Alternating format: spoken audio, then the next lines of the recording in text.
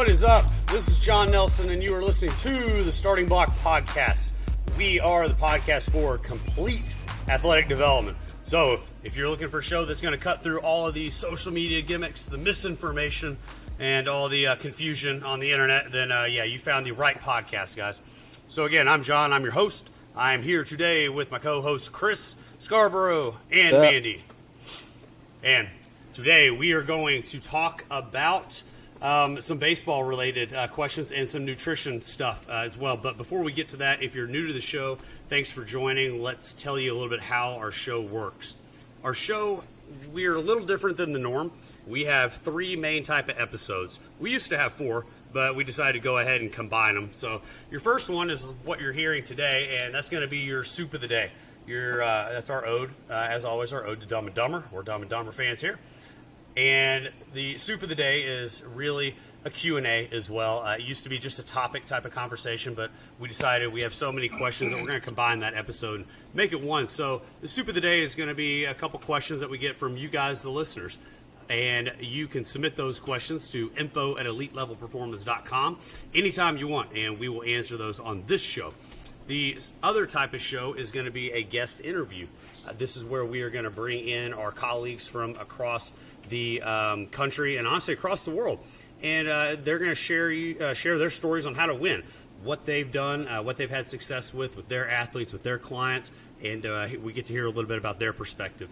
And then the final one is going to be my rant, and that is going to be called Friday Fire. So that comes out Friday morning or Friday afternoon, and that's going to be basically 10 to 20 minutes of me speaking my mind, telling you really brain dumping on you, telling you it's something that I feel needs to be spoken about, kind of a hot button issue.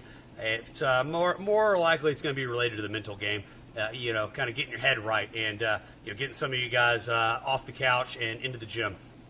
And so that is your Friday Fire. But like I said, today is going to be the soup today, and it is going to be a topic-based episode. So 2 questions that we're going to look at today.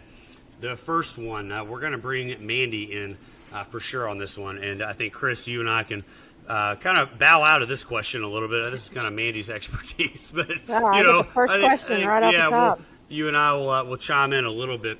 But we've got a lot of questions about nutrition. A lot of questions about, what to eat before a workout, what to eat before a game, and post-workout, post-game nutrition as well. But I say we just keep it simple today. And, let's talk about kind of what athletes really need to eat prior to a workout, prior to a game. Well, usually when I get this question, it's coming from somebody that really needs to take a look at their entire diet. They get so focused on, okay, what do I need to eat right before a game or right after a game? But really, it's what you need to be eating all the time. You're not going to get a huge benefit from that meal you ate right before the game if you're eating like crap the other, 6 days a week and 23 hours of the day. So you say you're not going to get a lot of benefit. Why? Because you hear things like carb loading before games or carb loading before runs. So, for example, like obviously if they have a terrible diet, right? Like it's not going to matter. But if we just start with they're not going to get a lot of benefit out of a meal prior to a game. Is there a reason for that? Well, basically because if you take it without getting too much into the energy cycles of your cells, the whole carb loading idea and, that sort of thing comes from, accumulation, having the energy to perform the activity that you want to do. So you hear that from a lot of times from runners, before a race. And what I will tell you, and I'll tell you, even, any other sport really, baseball, football, you're not going to get a huge benefit from something right before a game. Obviously, you don't want to go into your activity on an empty stomach. But you also don't want to go into your activity with a full load of food to digest. So what I will tell people is it's about 24 hours before your activity is where you really want to consider your meal, because it's going to take that long to get it digested, get it absorbed, and get those nutrients into your cells. So for like a runner that's got a morning race, that's the spaghetti dinner the night before. For a baseball player that's got a 6 p.m. game on a Monday night, what are you eating Sunday night for dinner? Now, that's not to say that eating before, like I said, eating before a game is important, but you want to give yourself about an hour or two time to digest, because then John can chime in with this, or Chris. It's digestion is parasympathetic, your activity is sympathetic, and your nervous system can't do both.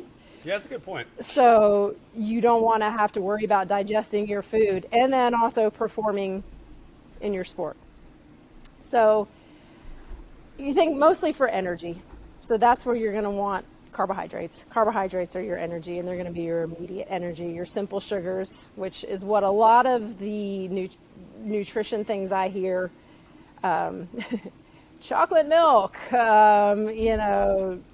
I had a kid come in and told me that his coach told him to eat a cinnamon bun right before the game because that was good fuel. Stop at cinnamon on the way. Yeah. And all we're really talking here is sugar. I mean, honestly, you just might as well put a teaspoon of sugar in water and chug that, and you're going to get a better benefit. What was the reasoning for the cinnamon roll before a game or cinnamon roll? I really don't know. I think sugar, just getting some sugar in his system. I honestly don't know. But yeah, you don't want any insulin dips or blood sugar lows, but spiking it with a cinnamon bun is probably not the best idea. So you could go a piece of fruit, a higher, grainier bread with a little bit of peanut butter on it, so you get a little bit of carbs, a little bit of protein, something in your, mainly it's just getting something in your system so you're not running on empty and possibly running into some blood sugar issues. So that's my before a game advice. After, obviously, you kind of want to replenish what you just did. So protein, a little bit of good slow digesting carbs. So yogurt with some granola, piece of fruit with, or veggies with. Why would you say slow digesting carbs rather than fast? Well, because you don't carbs? need that immediate energy. You're not about to go perform an activity that's going to put a high demand on your metabolic system. You're done. You're ready to now rest, repair, restore, whether you just competed at a powerlifting meet or you just played a baseball game, obviously gauged to your activity. Yeah, but now you don't need that immediate energy. Yeah, I guess that's a different thought process. At least I know my brain immediately goes to, kind of like the bodybuilding side of stuff. And it's like, okay, after your workout, you got your anabolic window, whether that's true or not, right. Whatever. But, you try to get your protein in, but you also get the carbs and the fast digesting carbs quick so you can replace the glycogen stores, which is important. I think you see on TikTok, Instagram, things like that, a lot of bodybuilding type of information that these teenagers, whether you're high school, college, even pros. I mean, the amount of pro people we've worked with who don't understand nutrition is kind of mind-boggling. Mind-boggling is Anchorman, isn't it? I think that's what that is. Or a John Nelson word. or mine, yeah. But, like the point is moot. Yes. But I think you don't have to replace the glycogen stores quite as fast. Right. Because it's not necessarily about muscle repair as much as it is energy system repair, I guess. I don't know. Energy system, exactly. So the idea behind the carbs, like you were talking about, John, and breaking that anabolic cycle and getting right into that repair is it's hormonal. You want to boost your insulin to stop that cortisol. And that's a whole enough, and that speaks to what you're talking about. That is more of a bodybuilding. It's a very scientific way of building muscle tissue for a specific purpose. For somebody who's just coming out of a baseball game, that's not as important. Yes, you do want to replenish so that you're ready to go because like I said, you go to sleep at night, but your cells never really shut down. So you've got to have something in there to replenish and rebuild that energy cycle so that your body can do all the processes it needs to do overnight. But we're not obviously looking to, add massive amounts of muscle gain. That wasn't our goal during our activity. So it might be different for a bodybuilder than it would be for somebody playing a sport. What about you, Chris? You work with a lot of track athletes. Yeah. Yeah. How do you tend to approach it? Well, as far as like the nutrition advice, I agree with almost point for point from what Mandy said, and that is, the first thing, nothing's going to beat what they do every day. Right. So most of them need help every day. So forget about the before, after, whatever. I mean, that's right. So if you're still throwing 80 miles an hour, or you're running like a 15-second 100-meter, and you're eating Pop-Tarts, don't come whining and complaining. Right. Basically. Exactly. Now, Chris, you're probably nicer than I am, but I basically tell them to get out. Yeah. Yeah. And then the second thing though too is, even let's take our longest run at a high school level. It's a 5K. It's the Right. cross country run, and in indoor it's 2 miles. What do you need to carb load for? It's like, how much glycogen do you freaking need to run 3.1 miles? It's Right. not much. It's not much. I guarantee you, if they eat a decent breakfast, 3 hours before that run, they're fine from a glycogen standpoint. So, so the whole carb loading thing, if someone's running a half marathon or something like that, okay, I can see some benefit. Honestly, a 3.1 mile run, and I'm not degrading the run. Okay. I'm not. But like a soccer player might be a good example, though, of somebody who could benefit from carb loading. Like I had a soccer player ask me that the other day.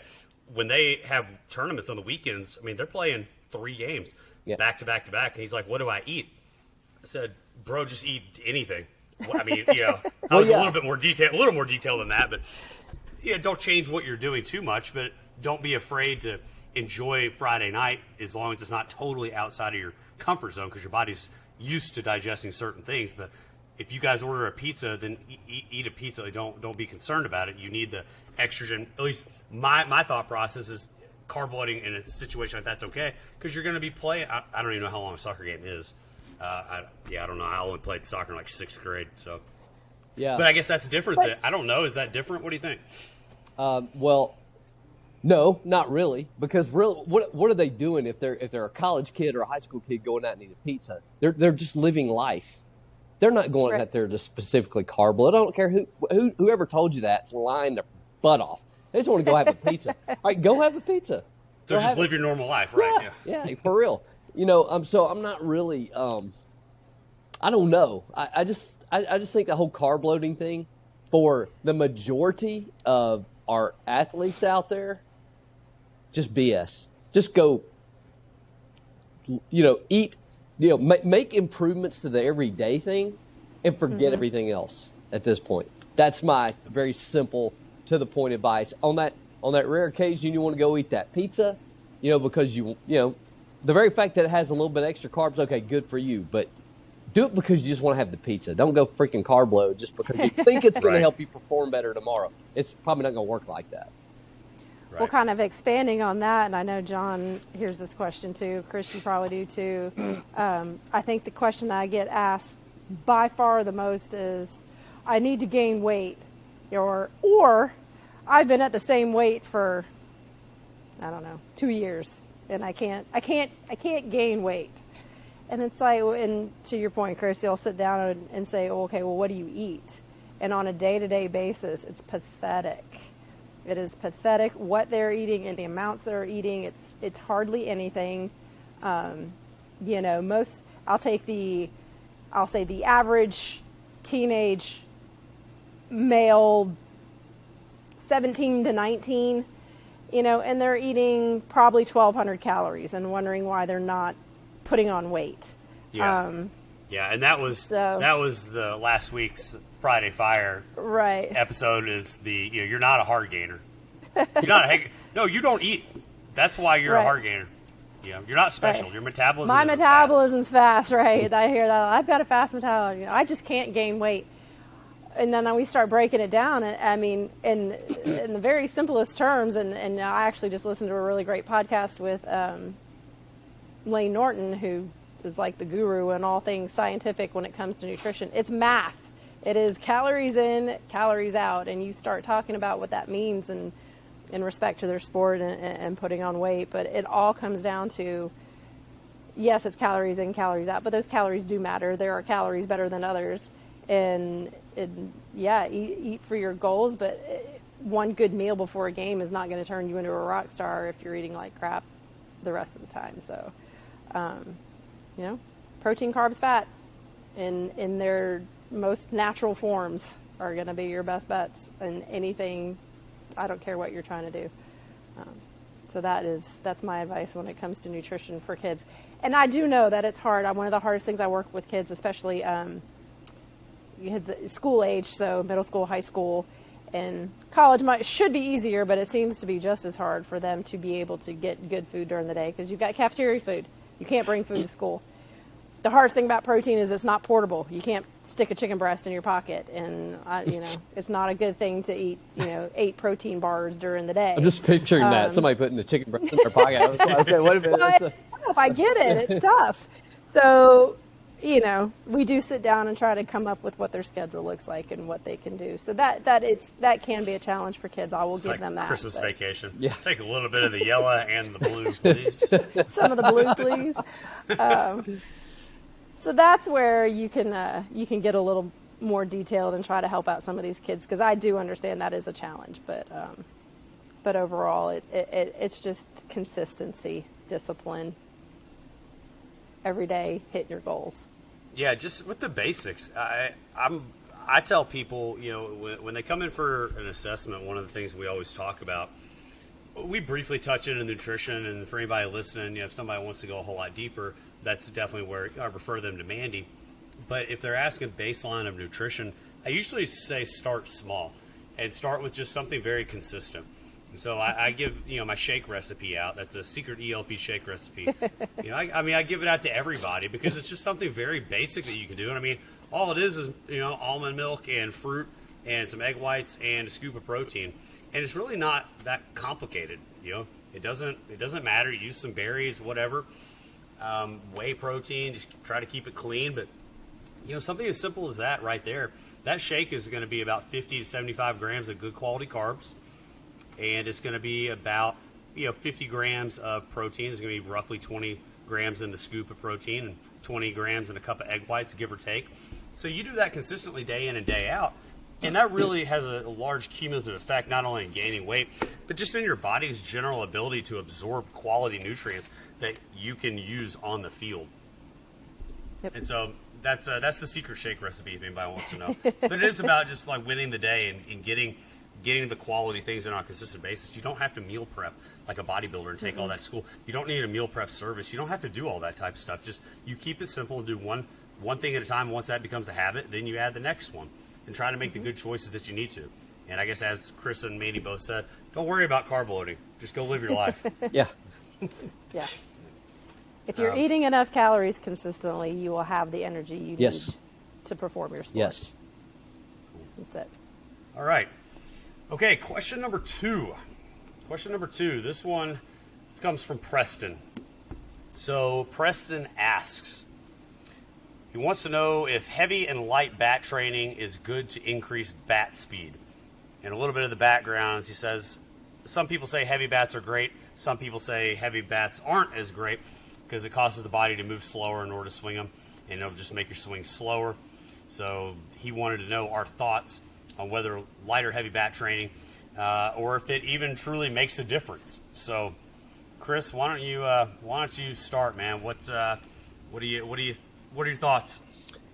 Well, if we're looking at running speed, I know he's asking specifically about bat speed, but there's no doubt. See, guys, Chris is automatically going to defer to track. Absolutely.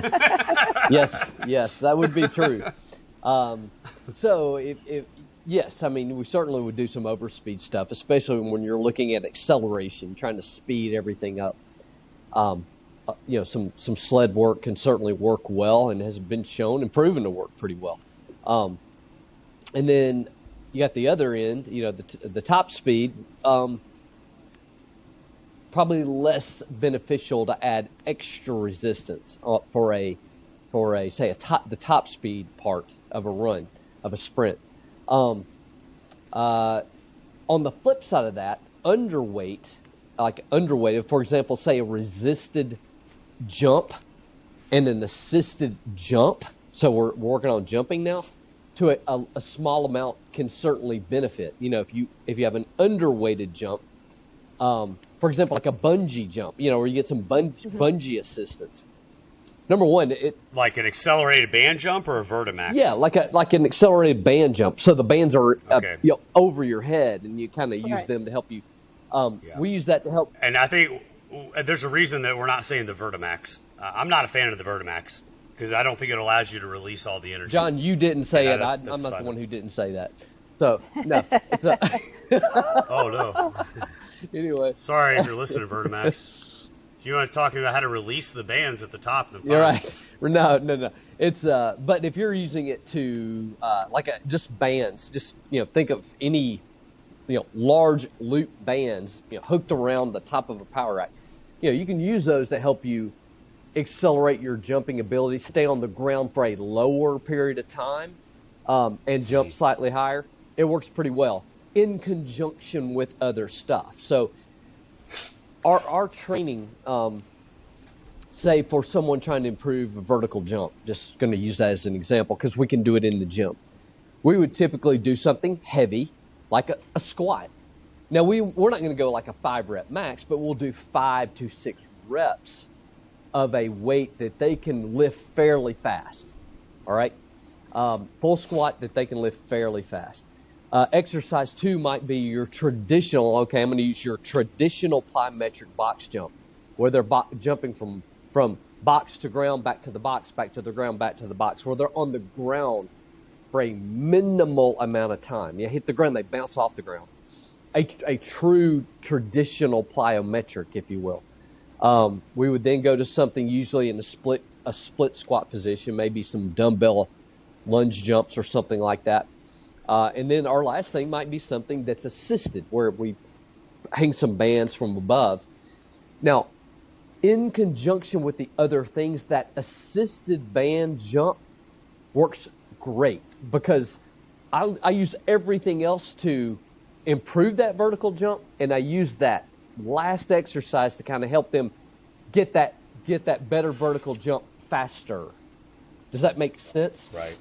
Mm-hmm. It doesn't. Oh yeah, I mean it's almost like an overspeed principle. Yes, it is an overspeed principle. And by the way, right. That whole program. I mean, that is basically traditional Caldite. Help me, John. Oh, Caldite. It's French contrast training on steroids. It's just French contrast. Yeah. That's it.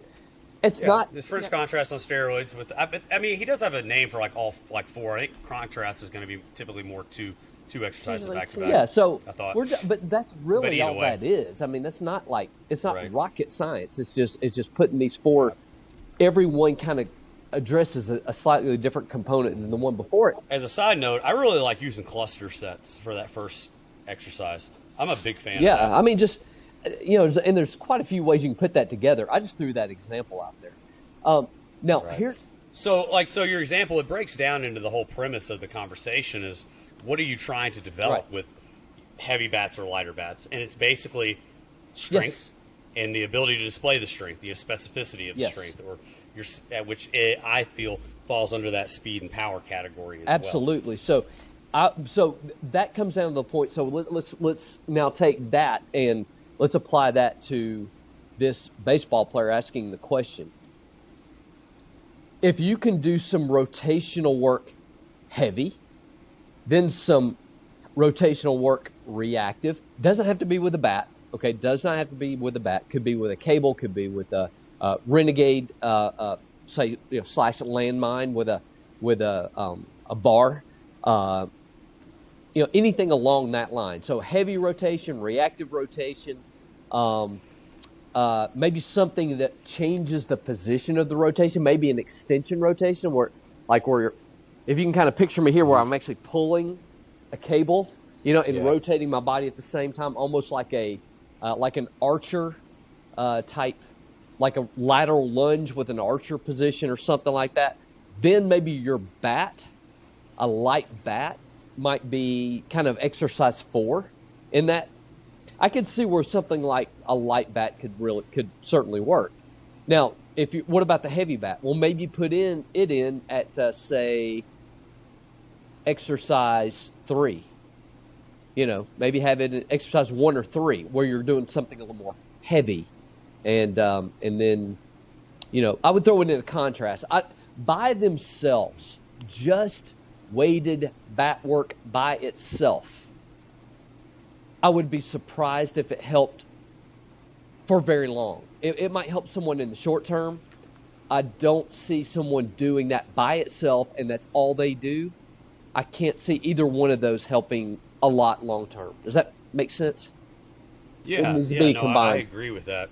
I agree with that. I think I don't get into the whole skill side of stuff too much. I don't like to dig into that very often because I think there's a delineation between athleticism and skill, but they also do kind of blend. That's a different conversation. But so like my stepdaughter's hitting coach is Bill Selby, and for those who don't know, I mean Bill Selby had a great MLB career. He's the only person to ever hit a walk-off grand slam off Mariano Rivera. Nice. And I remember Bill, if you're listening to this, that's one of the first things I remember you telling my stepdaughter was when she came in was swing it as hard as you can every single time.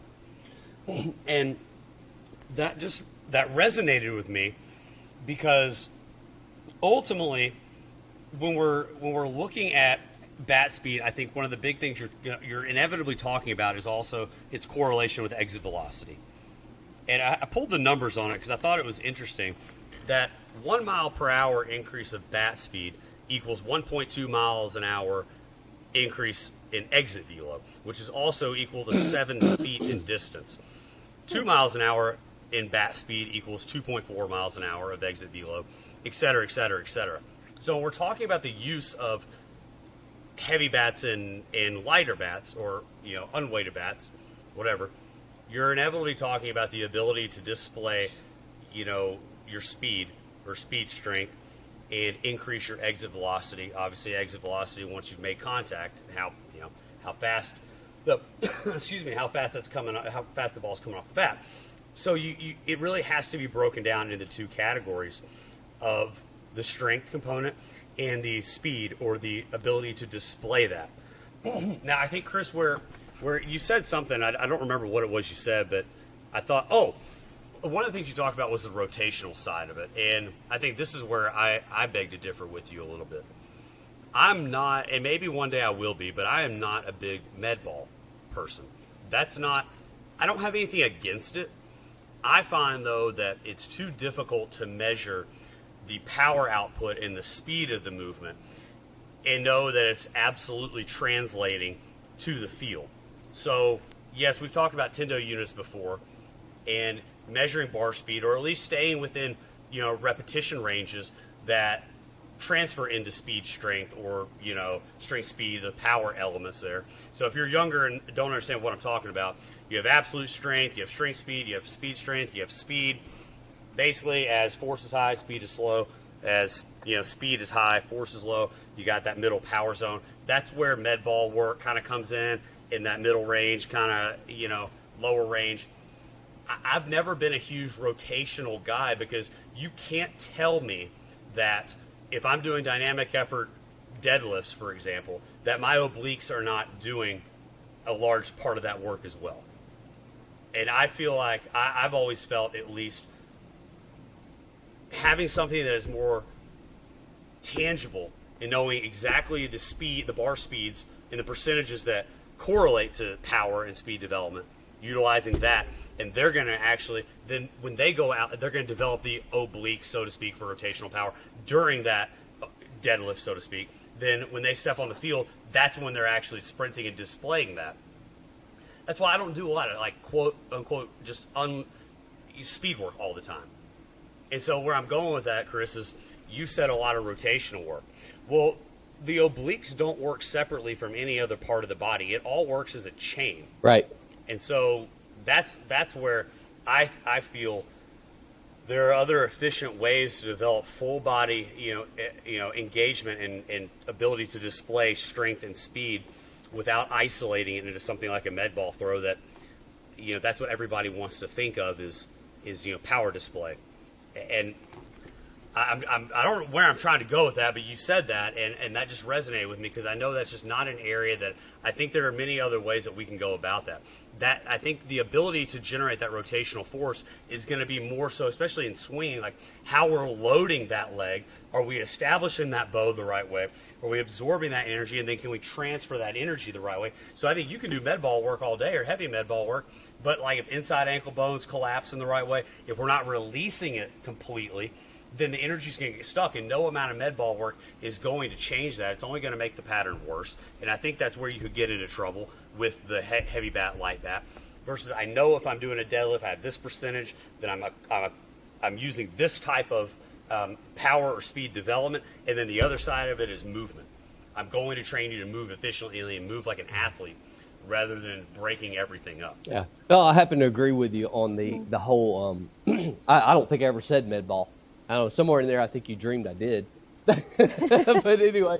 I might have, just because I wanted to get into an argument with about it. I'm trying to get you fired. Chris, I'm trying to create drama on this show. That's what I okay? figured. I was like, okay, we're in the work. We need fire. But anyway, I swear you said med ball. You're full of it. No, you said med ball. I didn't hear med ball. I'm gonna. You said rotational. You said rotational twist. No, I did not. No, and your head went to med ball. Yeah, somehow your head went to med ball. Anyway, no, I totally agree with you in the sense that, no, everything, in fact, probably what I ought to do is get like a little video and actually put the demo on exactly what I was talking about and make it a rotational combo, and you'll see everything that I was referring to has a squat component, has a lunge component, has a rotational component, has a push component, a pull component, and so I totally agree. It would actually be exceptionally integrated. It just so happens that, oh, by the way, you rotate during that as well. So it's so you'd have a little bit better of a picture. Oh, and by the way, just to mess with you, I'm gonna throw a little med ball in there. Just so there'll be a med ball involved in there too. I'm not saying med balls are bad. I'm just saying that's not really a huge thing that I do. Yet you always hear, oh my gosh, my exit velocity, went off the charts, or whatever the case may be. And it's like we really didn't do a whole lot of med ball or rotational type stuff, because I think the rotational component is with everything. And just so everybody's kind of listening, I don't use the deadlift like I used to anymore. That used to be a theory of mine, or it's not theory, it's science. And we've had great results with it. But we've really changed our philosophy on how we develop those types of special strengths, so the absolute strength, the strength, speed, and speed, through a lot of the go-to work. I mean, like I said, that's changed a lot of what we do.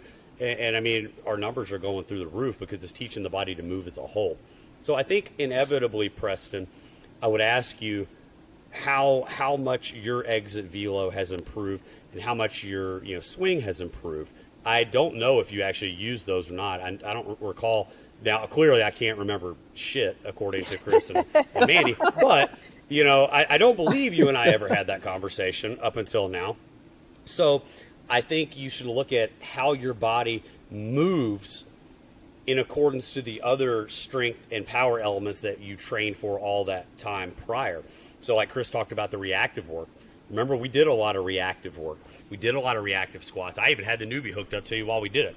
Because, in that display of speed, or the overspeed principle, we're ultimately trying to recruit more fast twitch fibers as well. And so the newbie can do that, and other methods can do that as well. So I think breaking it down into those two component parts, what you're trying to accomplish from a strength and speed and power display, is important. Now, I know the literature shows that, yes, you have seen improvements, but remember, you can make any study show what you want it to show. Yep. I'm not saying the studies that are out there are invalid. I don't know. I read through one or two of them real quick just to see what they had to say. But when you're looking at like a high schooler or middle school kid, just the development of some general strength, that's the king. The strength and movement will assist in the speed and power development. When you get older, though, like in college, pro, I think you could see a little bit more benefit in it, because I guess it's a little more specific, and I hate to use the word sport specific. But as Chris is saying, you can develop those traits without using those tools.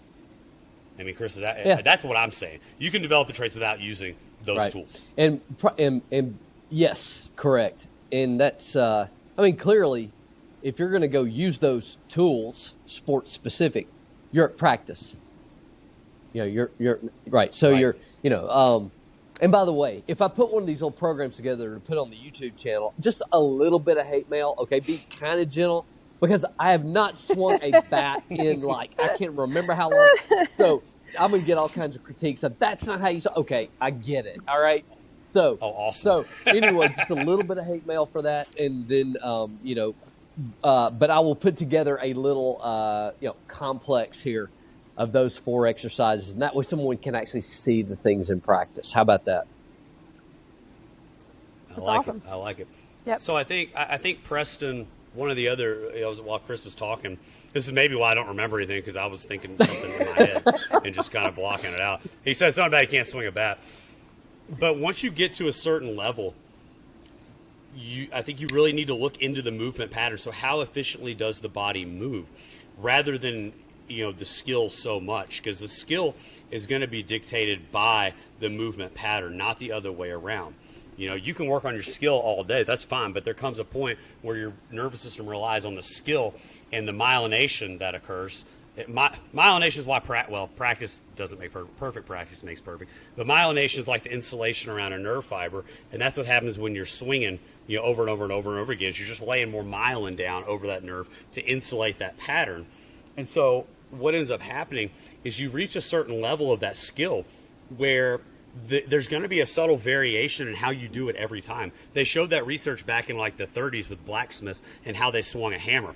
And so rather than truly digging into the heavy bat, lighter bat, if you're developing those qualities in the gym already, if you have access to a good strength and conditioning coach who knows how to develop those through things like the French contrast method, accelerated, using heavy lift and then accelerated jumps, and then addressing the movement component of it. So how is your body absorbing and producing energy, Preston? I think that's where you could really make a substantial change in increasing your bat speed and ultimately your exit velocity, is the ability to absorb and produce the energy. So that's a really good question. I mean, that was a really good question. Mm-hmm. So, I don't know, Chris, you got anything you want? I mean, any other thoughts you want to put on there? Anybody listening, hey, make sure you rate and review. Please. Oh, yeah. Yeah. So, I mean, to wrap that question up finally, review. again. 5-star review. Let's 5-star review, yeah. No kidding. So, I think the answer to that question is a yes and no. Are they good? Yes. Are they bad? Yes. No. It could go either way. So, it could go either way. I think that's why you see a lot of conflicting research on it. So what I'm going to ask you guys is actually to rate and review Chris's swing when we post that video. Oh, man. That's what I'm going to get you guys to rate. No pressure. Yeah. And so that was a good question. That's going to wrap it up for us today, guys. Again, send us some questions, info@elitelevelperformance.com. That'd be great. You can also send it to us on social media, Elite Level Performance on Instagram. And Chris, yours is what again? It is fast_agile_49. Fast and agile 49 on Instagram. Got it. Cool. Yeah, fire us questions, and we will continue to answer those. We have some good guests coming up, so we'll do our Q&A Soup of the Day episodes about every other week for you guys while we put the guests in there. And keep the questions coming. And remember, share the show, please. That's really all we ask for all this is just share the show. This podcast is a mission in helping get the information out to the coaches, to the parents, and to you so you guys can win. That's ultimately our goal. We're not asking you to buy anything. We're not promoting anything. We just want to see you guys win and see our community get better. And the only way we can do that is if you guys share the show. If we piss you off, let us know. If we gave you valuable information, let us know. If you think the show sucks, let us know. If your question's stupid, don't let us know because I'll just delete it. Okay? But no. Can I say something real quick? I believe, and John, you can correct me if I'm wrong, that this episode is dropping on November 8th. So if you're listening on this Tuesday, November 8th, and you have not voted yet, go out and vote. Yes. All right? Yes. We can't stress that enough. You need to get out and vote, and I'll put that on a Friday episode for you. You guys need to understand what's going on in the world, and you need to go vote because it impacts everybody. Small businesses, your career, etc. So get out there and vote. So we appreciate you guys. We love you guys. Thanks for listening. Share the show, and we will talk to you guys later. Yep.